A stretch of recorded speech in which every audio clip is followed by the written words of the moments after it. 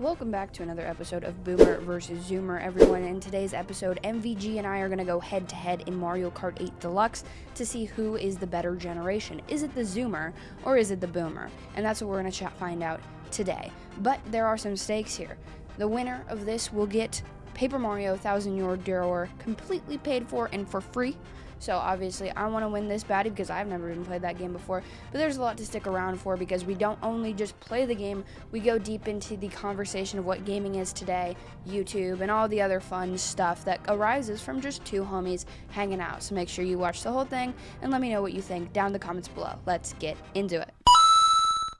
Or you're like, sir. I don't know what that is.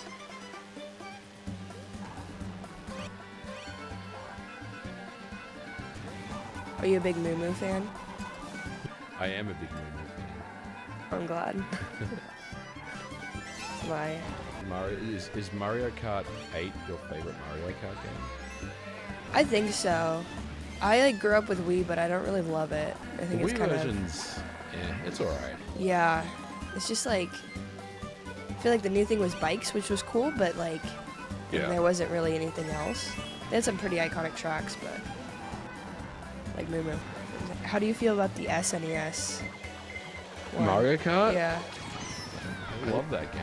That's Oh really? That's how I kind of got my education on it. So, dude, when I got my when I got my Super NES, I was in college, and I was a poor college student. I didn't have a job or anything like that. So I was actually getting like unemployment benefits for a while, and rad. I bought like a Super Nintendo, and I bought Mario Kart for it. So I have a lot of nostalgia for the game. I really like it. That's awesome. I really like it. Like I know some people don't really think the Mode 7 has aged very well. I think it's really cool though. I kind of like it too. Actually, that was not necessarily the first Mario Kart I played, but it was like around there. So I went back and looked. My favorite Mario Kart track has to be the Calamari Desert one on N64. You know, the one with the train track? Yep.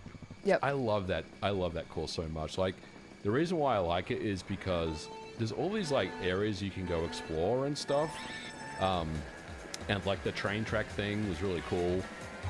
Yeah. So I really like the N64 one a lot. Oh my gosh, the com just destroyed me. Yeah, I mean, as recent as it is, even Mario Kart 8 is like almost 10 years old. Yeah. So that's wild. I have a lot of nostalgia for that because I've had it. You know, I mean, not really this one, but the one on the Wii U. Yeah. What did you think? Did you ever play like Double Dash on the GameCube? I will say I really like Double Dash a lot. I've dabbled in it. I think it's great. I love that idea that they had there. I think I need to play it a little bit more. Yeah. Because I don't know if I have the full scope of it, but I love the way the carts move and all of that. I think it's really smart. I think it'd be awesome if they did like some sort of, I don't know, like mode or something for the next Mario Kart. Or they could go like Smash Kart with it and like make it big with the characters they're putting in. Yeah, I don't really know what they're planning. I mean, honestly, they could just do like Mario Kart 8 again with some extra content. People would still freaking buy it. Yeah. But I'm hoping they don't do that. Like, I'm hoping they actually come up with like a new gimmick for the next game. Yeah, me too. That'd be really fun. Are you going to too many games? No, I don't think so. Are you? Yeah, actually. Nice. You should go. I would like to, but I think I'm going to Australia to see my mum and dad. Oh, that's cool. That's a very good reason. Yeah. Very valid. And I've never been to New York, so I'm pretty high. Well, you have to go to the Nintendo store. Yes, I made it a priority. I've been at least twice, maybe 3 times to the Nintendo store. It's really, really good. Like, there's 2 levels. Upstairs, they have like this it's not. I don't want to call it a museum, but they have like these display cabinets, and they have all this like old Nintendo retro nostalgia and stuff, like really rare pieces of things I've never seen. Oh wow. Yeah, it's so cool. I saw. I think it's not there anymore, but at a certain point they had what was it, like the World War II Game Boy Advance or Game Boy, the original Game Boy. Or not the World War II, I don't know, some war Game Boy that survived a war. Yeah. It's pretty cool. Yeah, New York's fun. Yeah. Oh my gosh, I just clutched first so hard, that was crazy. Damn. Nice try. So, yeah.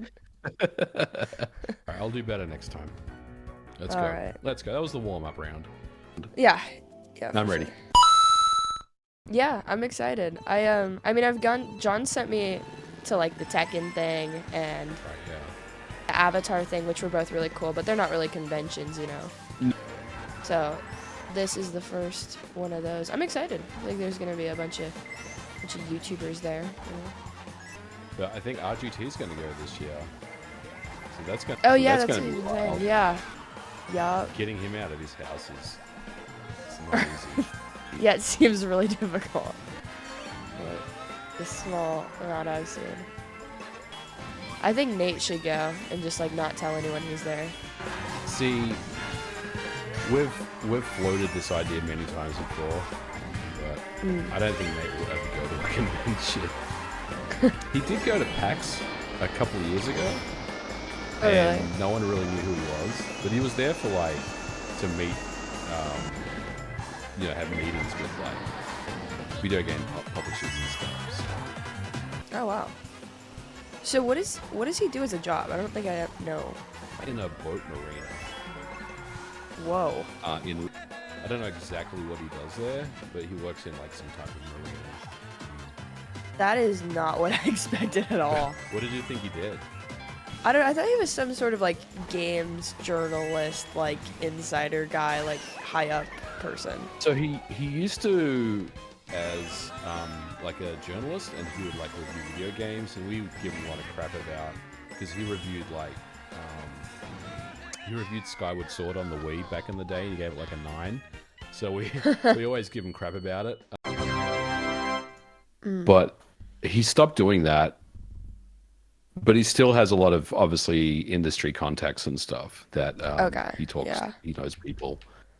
Like Celia, I don't know how Celia does it because her whole life is. Well, I'm the same. Like I make video games for a living with limited run, and then I do this. But I don't know. Like I like playing video games and just like chilling out and doing content. Like it's still a lot of fun for me to do that. Like I never feel like, I want to just unplug and do something completely different. But I will say, I mean, once the weather gets nicer, I'll be outside more, for sure. Yeah, what is it in Vegas right now? It's 80 right now, which sounds really, really hot, but I mean, it's like dry heat here, so it's not really warm enough to like swim or anything yet. But, yeah, I was a lifeguard for a long time, so it was always people would be like, "Oh, it's a perfect day to go swimming," and I was like, "No, it's not." It needs to be at least 75, and that's the low end. Yeah. No, I teach swim lessons, and it's always just such an issue if the pool's freezing. I'm like, no. Yeah, that's wild. I remember when I was a kid, Josie, I didn't give a shit. I would just jump in. MVG needs to make a serious comeback. But before he does, let me tell you all about Satisfye, the sponsor of today's episode. The Satisfye Zen Ronin grip is probably one of my favorite grips for the Nintendo Switch because it fits your hands so wonderfully. There's not a lot of grips that can do what the Zen Ronin grip does, where it's just a beautiful grip in and of itself, but it can also slide into a dock, and if you have the case for it, it can go right into the case. The beauty about Satisfye, in my opinion, is that they essentially have a whole ecosystem built around this one accessory that really allows you to just never take your Nintendo Switch out of it. I got this like a few months ago, and literally my Switch has never been out of it. It is permanently in the Zen Ronin grip, and that's just because it is such a good quality product, and I think really genuinely everyone needs to check it out. The Switch, it's by itself. Here, let me show you this. The Switch by itself, honestly, there's like nowhere to put your hands. You just kind of awkwardly like sit here like a loser. But you know what? You can be a winner easily with the Zen Ronin grip. The quality is here. It's so nice. You can get it in a bunch of different styles and all sorts of stuff. And like I said, that ecosystem is gorgeous. Now when I'm holding the Switch, I'm playing games in my bed at like, you know, like freaking 4 a.m. because I'm an idiot. When I'm doing this, it's so comfortable. If I'm not using the triggers, my hand's got a little place to rest at all times. Legitimately, it is my favorite grip I've ever used. The one and only Nintendo Switch accessory you will legitimately ever need. So make sure you go to the link down in the description below and check out Satisfye's brand new Zen Ronin grip. Thank you so much, Satisfye, for sponsoring this video. Let's get back into things. I don't think I've ever played this map on 200cc. This is kind of crazy. Yeah. I feel like the DLC tracks lose a lot of detail in them. Like, they look really mobile adjacent. Oh, fuck you.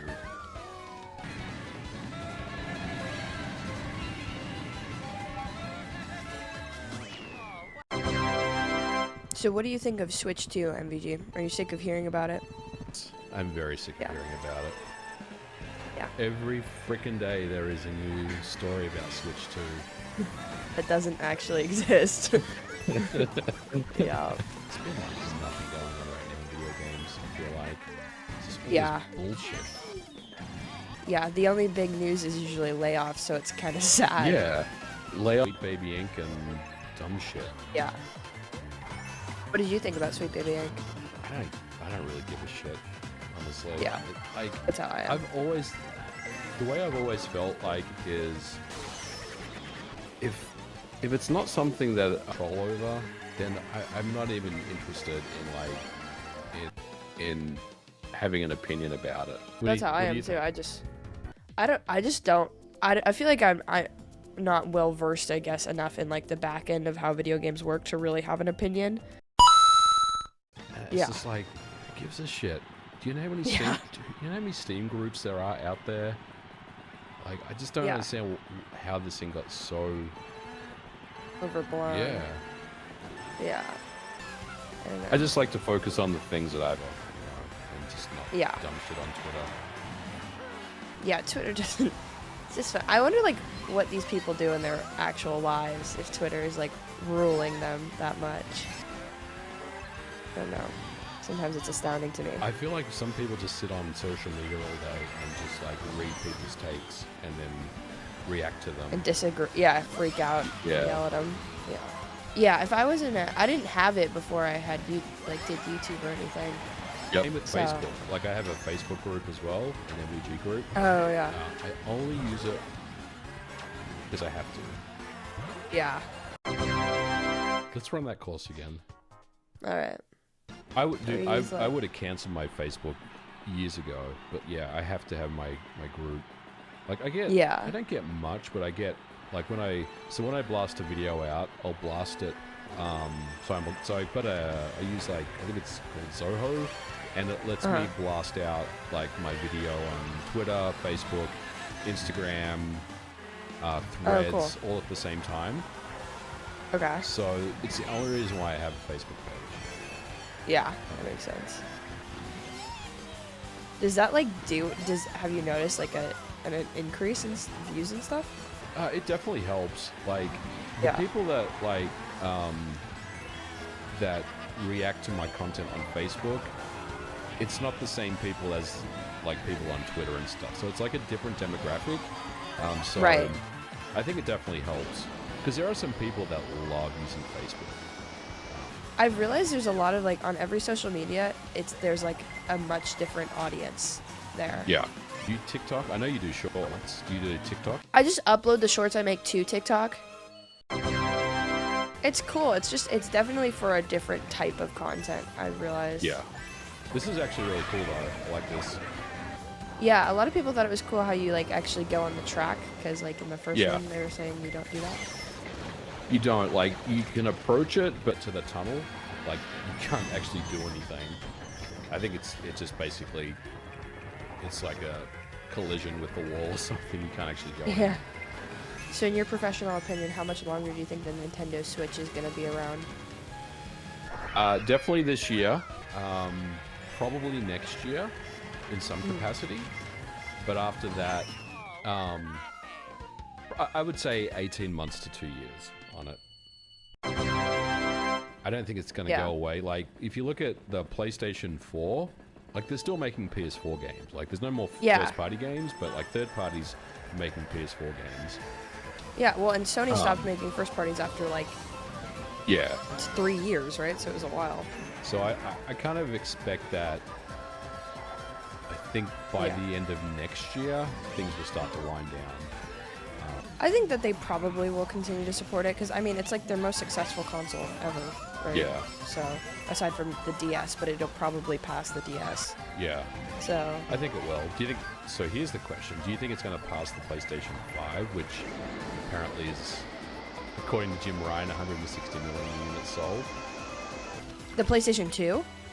I'm sorry, PlayStation 2, not PlayStation 5. Okay, yeah, I was like, wait, when did that happen? What are we at right now for the Switch? Like 40? I think it's a little over 140. Okay. I think they could do it. I think they will. Yeah.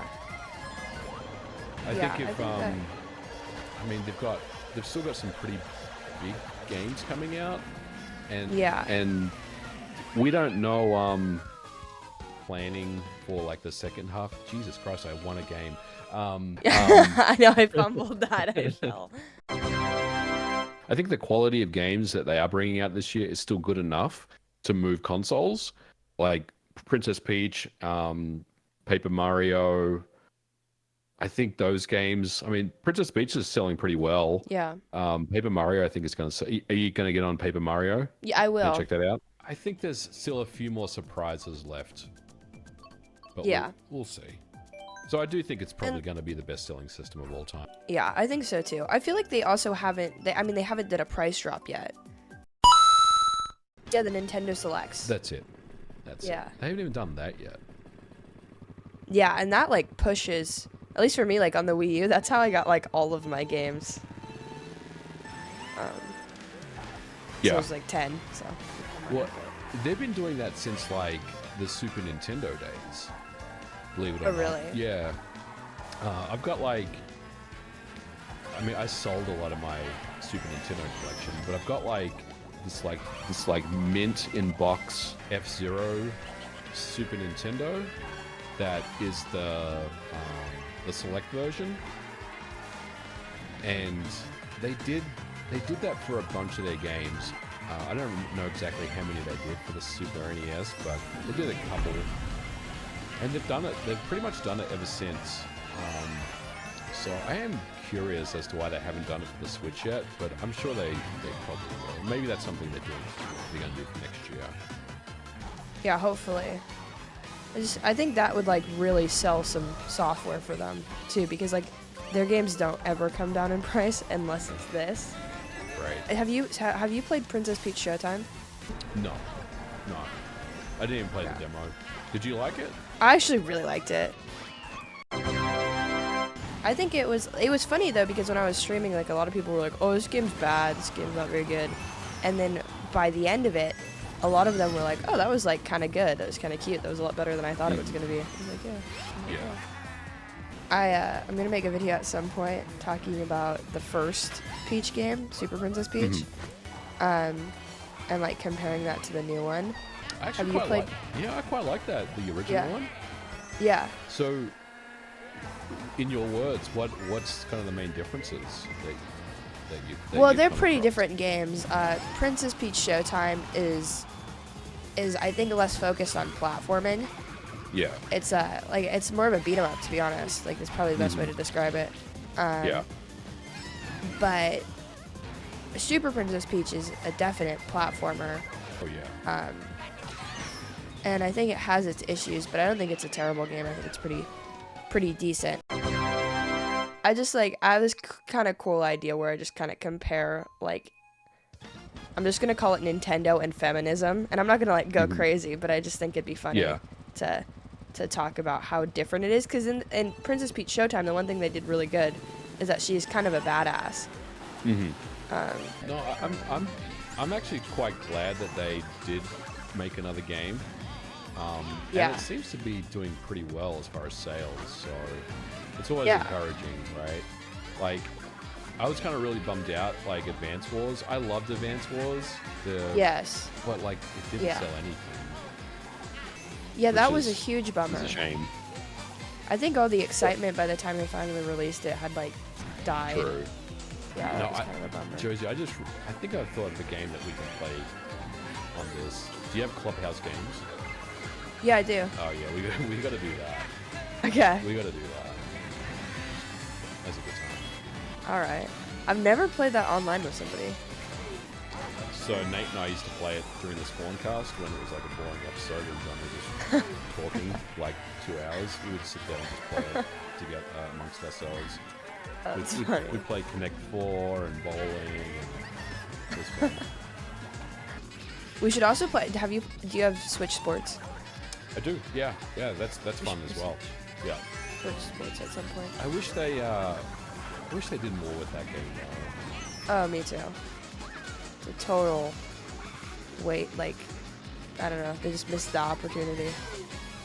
Yeah. My God, I hate this map so much. But I'm glad that that people that do have the Switch like jumped on board, because the Wii version is so much fun. Yeah.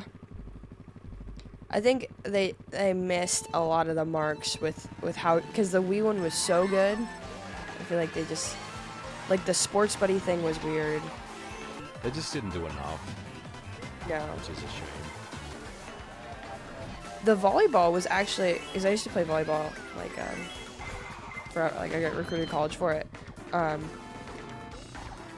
And there's never been a game that portrayed volleyball well, ever. Except for Switch Sports for some reason. And it was actually pretty accurate to, like, how you sort of play. I like the remix music for this. It's actually really good. Yeah, a lot of the remixes they did like that were pretty, like, with all of these older tracks are pretty fun. Alright, Josie. Well, 0 for 2. I got absolutely bodied again on Boomer versus Zoomer. I got to come back and bring my A game to the table here, I feel like. Yeah. But you're good for Paper Mario. I got you covered there. So yeah, next month we can do Mario Kart 64 on NSO, which I think will be a good time. Yep. And yeah, this was episode 2 of Boomer versus Zoomer. MVG gets bodied once again by Josie, who is like an absolute Mario Kart fucking god. Thank you. So... Appreciate it.